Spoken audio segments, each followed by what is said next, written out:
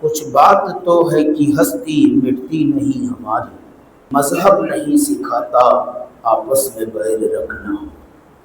सारे जहां से अच्छा हिंदुस्तान हमारा, अंग्रेज जैसे डाकुओं के हाथों से आज़ाद हुआ था। तो अंग्रेज ने सिर्फ हिंदुस्तान को लूटने और खंगालने का काम किया, हिंदू और मुस्लिम के नाम पर लड़ाने का बीज डाला। हमारे खून से अंग्रेज ने इस जमीन को रंग दिया और अंग्रेज को यह खौफ था कि अगर ये मुसलमान उठा तो हमको फिर से भागना पड़ेगा। काश वहाबी जमात के पढ़े लिखे लोग इस बात को समझते और जैसे आज लोग लड़ाइयां करवा रहे हैं, जैसे लोग आज नफरतें फैला रहे हैं, ये नफरत अगर उस वक्त रहती तो शायद ये वतन कभी आजाद नहीं हो पाता। अल्लामा फजले हक खैराबादी से कहा गया, अंग्रेजों ने कहा मौलाना तुम अपने फतवे वापस ले लो, सर्टिफिकेट वो दे वतन की मोहब्बत का जो अंग्रेजों के दलाल बने हुए थे। ये वतन से मोहब्बत के सिलसिले में इस्लाम का क्या नजरिया है, बिल्कुल इख्तिसार के साथ कुछ झलकियां दिखाऊं। आज हमारा राष्ट्रीय दिन है। आज हर हिंदुस्तानी का सीना खुशियों का मदीना बना हुआ है, क्योंकि आज के दिन हमारा मुल्क अंग्रेज जैसे डाकुओं के हाथों से आज़ाद हुआ था। तारीख की कुछ झलक इस तरह से भी आप मुलाहजा कर लें। यूं तो मुगल ने हिंदुस्तान में सदियों राज किया है, मगर ये एक सच्चाई है कि उन्होंने जो कुछ कमाया हिंदुस्तान में ही उसे लगाया, यहीं रहे और फिर यहीं मर गए और यहीं की मिट्टी में वो दफन है, उनके मकबरे मौजूद हैं। और जाते जाते वतन के लिए बहुत सारी ऐसी निशानियां छोड़ दी जिसकी बुनियाद पर आज भी वतन को करोड़ों का फायदा पहुंच रहा है। ये एक सच्चाई है, कोई तस्लीम करे या ना करे। मगर जब अंग्रेज हिंदुस्तान पर डाका डाला और हुकूमत बनाने में कामयाब हो गया, तो अंग्रेज ने सिर्फ हिंदुस्तान को लूटने और खंगालने का काम किया। अपनी सहूलतों के लिए कुछ चीजें बनाई जरूर, लेकिन हर शबो रोज सिर्फ अंग्रेज हिंदुस्तान को लूटने का काम किया। जैसे डाकू घर को खंगालता है, वैसे इन अंग्रेजों ने हिंदुस्तान को खंगाला। हिंदुस्तान सोने की चिड़िया का खिताब पाया था। किसकी काविशों पर सोने की चिड़िया इसको कहा गया था? किसने इसे इतना सजाया था कि लोगों ने इसे सोने की चिड़िया कहना शुरू कर दिया था?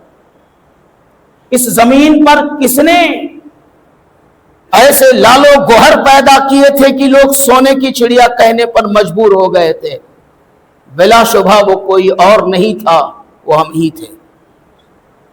और रसूलुल्लाह के गुलाम थे, वो मुसलमान थे, जिन्होंने इस जमीन को अखंड बनाया था, जिन्होंने इस जमीन को सजाया और बनाया था और सबको अपनी अपनी आजादी के साथ जीने का हक दिया था। जात पात की लड़ाई नहीं रखी थी, मजहब और मिल्लत की लड़ाई नहीं रखी थी, बल्कि हर इंसान को अपनी आजादी के साथ जीने का हक दिया था। लेकिन जब अंग्रेज आया तब उसने सबसे पहले डिवाइड एंड रूल का फार्मूला इस्तेमाल किया और हिंदुस्तान में पहली बार अंग्रेज ने हिंदू और मुस्लिम के नाम पर लड़ाने का बीज डाला और ईस्ट इंडिया कंपनी कायम किया। आप सुनते रहते, तारीख की तफसील में जाने की उतनी जरूरत नहीं। और खंगाल डाला उसने हिंदुस्तान को, गुलाम बनाया तुम्हें, जेलों में भरा तुमको। और हमारा दर्द कोई क्या महसूस करे प्यारे, हम तो हर दरख्त की टहनी पर लटक रहे थे। हमारे खून से अंग्रेज ने इस जमीन को रंग दिया। दिल्ली से लेकर लाहौर तक के हर दरख्त पर हमारे उलमा की लाशें लटक रही थी। वो भयानक जुल्म किया अंग्रेज ने इस जमीन पर। कोई माने या न माने, पर यह बात आप जहन में रखिए। और अंग्रेज को यह खौफ था कि अगर ये मुसलमान उठा तो हमको फिर से भागना पड़ेगा। ये उठा तो इसलिए मुसलमानों को दो तरह की लड़ाई में मुलव्विस किया। हिंदू मुस्लिम के नाम पर लड़ाने का काम किया ताकि हम कमजोर पड़े अहले वतन। आज भी कुछ लोग इस सुन्नत पर अमल कर रहे हैं, अपने आका अंग्रेज के नक्शे कदम पर चल रहे हैं। वही लोग आज भी जाकर उसकी गोद में बैठते हैं जो उस वक्त भी वो उसकी गोद में बैठे हुए थे। आज भी उसी से दोस्ती का हाथ बढ़ाते हैं जो कल हिंदुस्तान को जब अंग्रेज लूट रहा था तब वो उसी के दर पर भीख मांग रहे थे। आज भी उनका यही काम है। और हम न कल अंग्रेज के हाथ बिके थे, न आज बिके हैं और न बिकेंगे कभी। हम वतन के लिए थे, हैं और कयामत तक के रहेंगे। हमारी नस्लें वतन पर कुर्बान होने का काम करती रहेंगी। तो और दूसरी तरह से अंग्रेज ने जो हमको लड़ाया, हमको आपस में तोड़ा। पहली बार अंग्रेज ने एक नई जमात तश्कील दी मुसलमानों के नाम पर। दिल खोलकर सुन लीजिए, जिसको जमातुल वहाबिया कहते हैं। पढ़ लो हिंदुस्तान की तारीख। अंग्रेज के यहां आने से पहले हिंदुस्तान में कहीं कहीं शिया कुछ पाए जाते थे। वहाबी नाम की, देवबंदी नाम की कोई जमात नहीं थी। यह अंग्रेज ने अपने बंद कमरे में बैठकर प्लानिंग किया कि मुसलमानों को लड़ा दो, मजहब के नाम पर लड़ा दो। तब एक जमात बनाई गई, तनख्वाहें फिक्स हुई, मौलवी खरीदे गए, इस्माइल दहलवी जैसे लोग खरीदे गए और फिर एक जमात बनके अंग्रेज ने सपोर्ट किया और फिर इस उम्मत में अकीदे की लड़ाई शुरू हुई। इस तरह से भी हम बिखरे और अंग्रेज का वो हथगंडा इतना कामयाब हुआ, वो तो मनहूस चला गया, पर आज भी हमारे बीच वो लड़ाई बाकी है। वहाबी और सुन्नी को लेकर अकीदे की लड़ाई आज भी बाकी है। ऐ काश वहाबी जमात के पढ़े लिखे लोग इस बात को समझते और अपने बुजुर्गों के हुकूक को समझते और अपने अंग्रेज के दिए हुए अकीदे से तौबा करके रसूलुल्लाह के दिए हुए अकीदे पर आ जाते, सहाबा के दिए हुए अकीदे पर आ जाते। काश उनको ये समझ आ जाती। खैर, तो हिंदुस्तान को अंग्रेज ने बहुत खंगाला, कुछ न रखा। यो कहिए कि जब वतन के लोगों ने एकजुट होकर पूरी ताकत झोंक दी, तब जाके अंग्रेज को भगाने में कामयाब हुए। जैसे आज लोग लड़ाइयां करवा रहे हैं, जैसे लोग आज नफरतें फैला रहे हैं, ये नफरत अगर उस वक्त रहती तो शायद ये वतन कभी आजाद नहीं हो पाता। शायद हम आजादी का मुंह देख नहीं पाते। जो नफरतों के बीच आज बोए जा रहे हैं, जो इख्तलाफात का यलगार आज मचा है, वही अगर उस वक्त रहा होता तो आजादी का सपना शायद सपना ही रह जाता और तुम अंग्रेजों की गुलामी करते करते आज सदियां बिता लेते। लेकिन उस दौर के लोगों को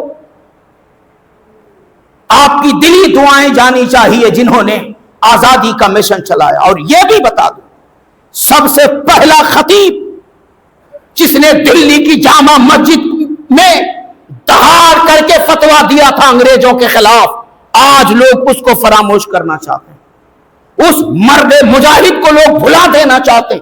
सबसे पहला जिसने अंग्रेजों के खिलाफ आवाज उठाई थी दिल्ली की सरजमीन पर, वो थे अल्लामा फजल हक खैराबादी अलैहिर्रहमा। उन्होंने ही आवाज उठाई थी और फिर उनकी आवाज में इतनी ताकत थी, उनकी आवाज में इतनी कुव्वत थी, उनकी आवाज में वतन का इतना दर्द था कि फिर उस वक्त सब जुड़ते चले गए। तहरीक उठ पड़ी, हिंदू मुस्लिम सिख ईसाई सब उसी में शामिल हो गए और अंग्रेजों के खिलाफ भिड़ गए। हुकूमत से लड़ना कोई आसान है? जिसके पास हथियार और जो है सिपाहियों की फरमानी हो, उससे लड़ना आसान है? नहीं। सीना सिफर होकर जान की परवाह किए बगैर मर्दों औरत छोटे बड़े बूढ़े जवान सब उसी में जब जान झोंक दिए तब जाके वतन आज के दिन आजाद हुआ। यूं कहिए वतन उस वक्त आजाद हुआ जब इस वतन की जमीन वतन के फर्जंदों के खून से रंग दी गई। हिंदुस्तान की जमीन से पूछो, तूने अपने सपूतों के खून से कभी नहाया है? ये जमीन को अगर खुदा जबान दे तो कहेगी कि हां, 15 अगस्त की जो यौम आजादी के हुसूल की तहरीक चली थी, तहरीक आजादी की, उस वक्त हमने अपने सपूतों के खून से नहाया। शायद कोई चौराहा बचा हो जहां किसी को फांसी न दी गई हो, शायद कोई गली बची हो जहां किसी का खून न बहा हो, बड़ी कुर्बानी दी गई, तब जाके आज हमारा वतन आजादी की जिंदगी गुजार रहा, तब जाके हिंदुस्तान आजाद हुआ। यह कोई मामूली कुर्बानी न थी। अपने उन गाजियों को, अपने उन मुजाहिदों को, अपने उन सालारों को अगर तुम भूल जाओ तो मैं समझूंगा कि वतन के साथ तुम्हारी वफादारी सच्ची नहीं है। जिन्होंने कुर्बानियां दी, तन मन धन लुटाए, जेल की सलाखों में पड़े रहे।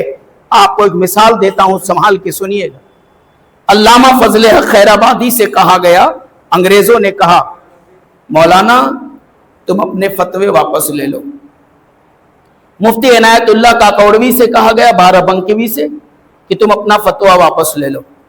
फतवा वापस ले लो, तुम जो चाहो हम दे देंगे, जो ओहदा चाहो दे देंगे, जो मालो सरवत चाहो हम दे देंगे, मगर फतवा वापस ले लो। जानते हो, कहा इस बदन के तुम टुकड़े टुकड़े कर डालो, जो करना है कर लो, फतवा वापस नहीं होगा। हर हिंदुस्तानी अब तुम्हारे खिलाफ लड़ेगा। उनको काला पानी भेजा गया और काला पानी में जो दर्द उन्हें दिया गया, शायद पूरी जिंदगी ऐसा दर्द हमारे करीब से गुजरेगा भी नहीं। भूखा रखकर, प्यासा रखकर, जख्म देकर इतना तड़पाया गया कि बिस्तर से उठ के बैठने की ताकत और सकत न रह गई। आखिरकार तड़प तड़प के इन बुजुर्गों को जान दे देनी पड़ी। वैसे थोड़ी आजाद हुआ है, तब हिंदुस्तान आजाद हुआ। तो प्यारे, आज हमारे लिए फख्र का दिन है, आज हमारे लिए खुशी का दिन है, आज हमारे लिए मोहब्बतें बांटने का दिन है, आज हमारे लिए एक दूसरे को मुबारकबाद देने का दिन है। हिंदुस्तान की तारीख में ये बड़ा अजीम दिन है और वक्त कम है, चंद बातें और बोल दूं। वतन की मोहब्बत के लिए हमें किसी से सर्टिफिकेट लेने की जरूरत नहीं है। सर्टिफिकेट वो दें जो आजादी के मौके पर अंग्रेजों की गोद में खेल रहे थे। सर्टिफिकेट वो दे वतन की मोहब्बत का जो अंग्रेजों के दलाल बने हुए थे, अंग्रेजों के टुकड़ों पे जो पल रहे थे।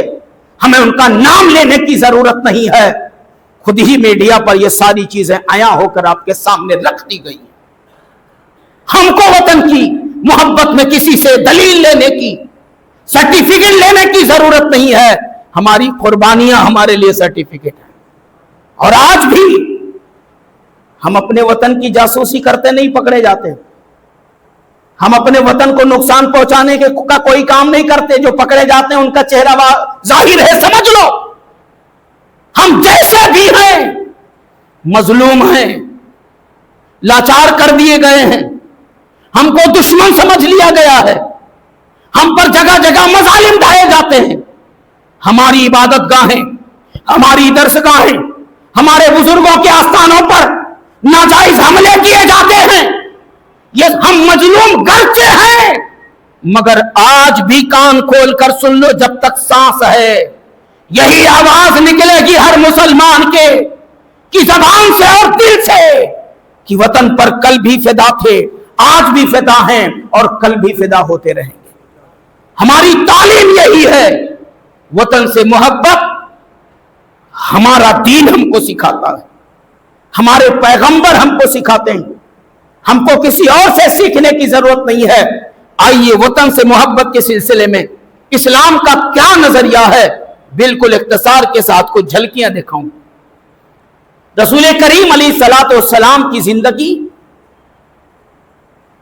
सबसे बेहतरीन नमूना और दलील है, और यूं भी आज की तहकीक में पूरी दुनिया की आलम इस्लामियत, आलम इंसानियत में सारे इंसानों में कोई सबसे आला है तो मेरे नबी हैं। अब तो दुनिया ने भी बावल कर लिया, जो इमाम अहले सुन्नत ने कहा था सबसे औला वो आला, जोर हमारा नबी, सबसे बाला वो बाला हमारा नबी, अपने मौला का प्यारा हमारा नबी, दोनों आलम का दूल्हा हमारा नबी, जो इमाम अहले सुन्नत ने कहा था, आज पूरी दुनिया कह रही है अगर इंटरनेशनल कोई आलमी हस्ती है तो मोहम्मदुर रसूलुल्लाह की जात है, रसूल करीम की जात है। आज दुनिया ने भी माना है। उन्हीं को देख ले हुजूर कैसी मोहब्बत करते थे वतन से। बड़ी मिसालें मौजूद हैं। जब मक्के वालों ने हुजूर को सताया और इतना सताया कि हिजरत का हुक्म आ गया, जब हुजूर मक्का छोड़कर बाहर निकले शहर के तो पलट के देखा और कहा, ऐ मक्का तू बड़ा प्यारा है, तू बड़ा पाकीज़ा है, मैं तुझे न छोड़ता, हरगिज़ मैं तुझे छोड़कर न जाता अगर मेरे लोगों ने मुझे निकलने पर मजबूर न कर दिया होता।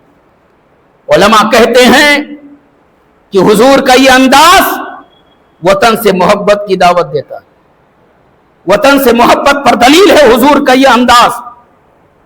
और फिर मदीने चले, हुजूर जब कहीं तशरीफ ले जाते और जब वापस आते, मदीने की दरो दीवार की झलकियां दिखती तो सवारी को तेज कर देते, मदीना आ रहा है, सुभान अल्लाह, मेरा वतन आ रहा है।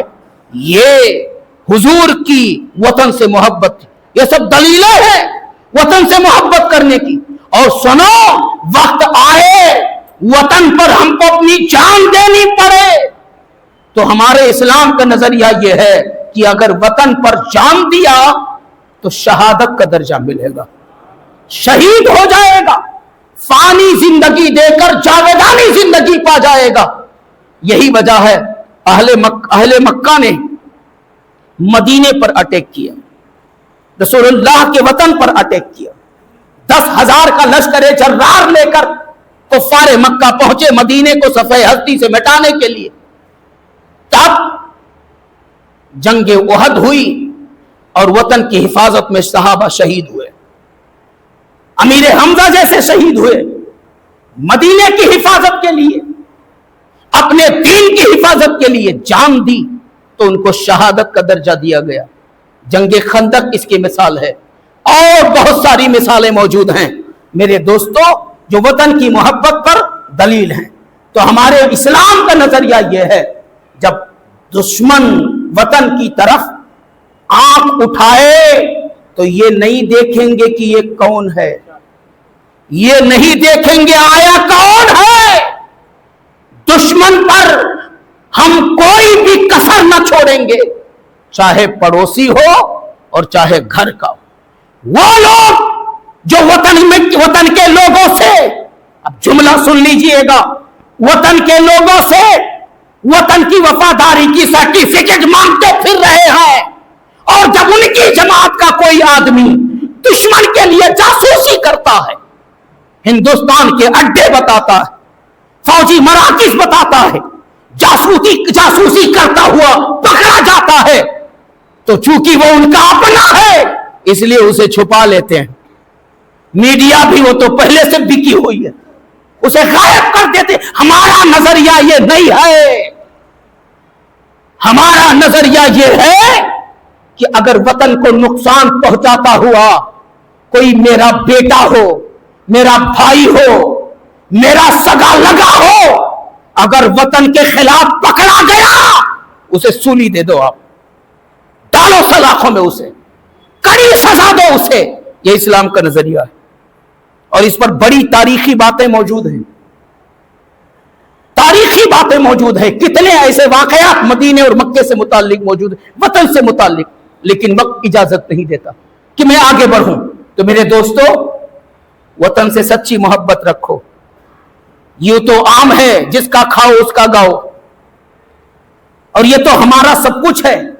हमारे सारे आबा अजदाद सब हिंदुस्तान के, हमारी पूरी नस्लें हिंदुस्तान के, हमारा पूरा कुंबा हिंदुस्तान में, हमारा हसब व नसब हिंदुस्तान में।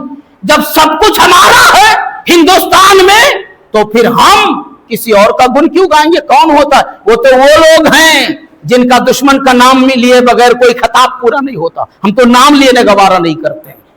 वो तो वो अपनी सलाह करें, जो अपने हर भाषण और तकरीर में दुश्मन का नाम न ले तो उनकी तकरीर कंप्लीट ना हो। हम तो वो हैं, हम सिर्फ वतन की बात करते हैं और दुश्मन का नाम लेना भी गवारा नहीं करते।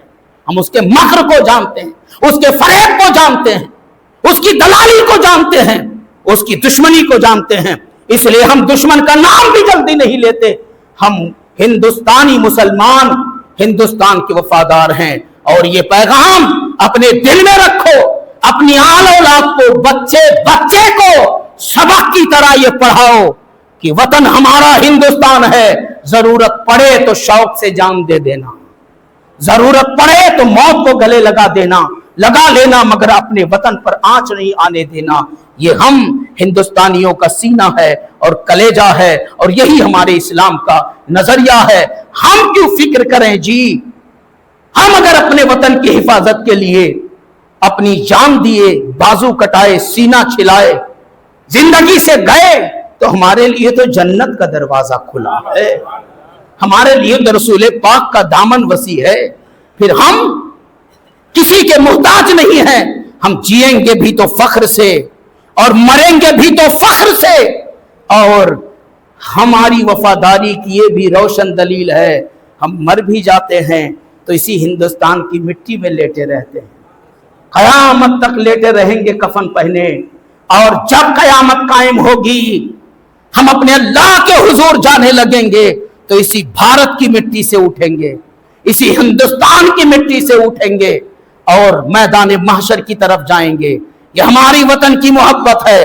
वो अपनी इस्लाह करें। जो कल खत्म होते हैं तो आग में जलाए जाते हैं, राख बनाकर पानी में बहाए जाते हैं, बहकर न जाने कौन सी कंट्री में जा पहुंचते हैं, न जाने कौन सी दुनिया में जाते हैं। वो अपनी इस्लाह करें। हम तो जिंदा हैं तब भी हिंदुस्तानी हैं, और मरेंगे तो भी हिंदुस्तानी हैं, यही रहेंगे। अल्लाह करीम हमारे वतन को शाद रखे, आबाद रखे, खुशहाल रखे, और जिन लोगों से मेरे वतन को नुकसान पहुंच रहा है, अल्लाह ताला ऐसों से हमारे वतन की हिफाजत फरमाए।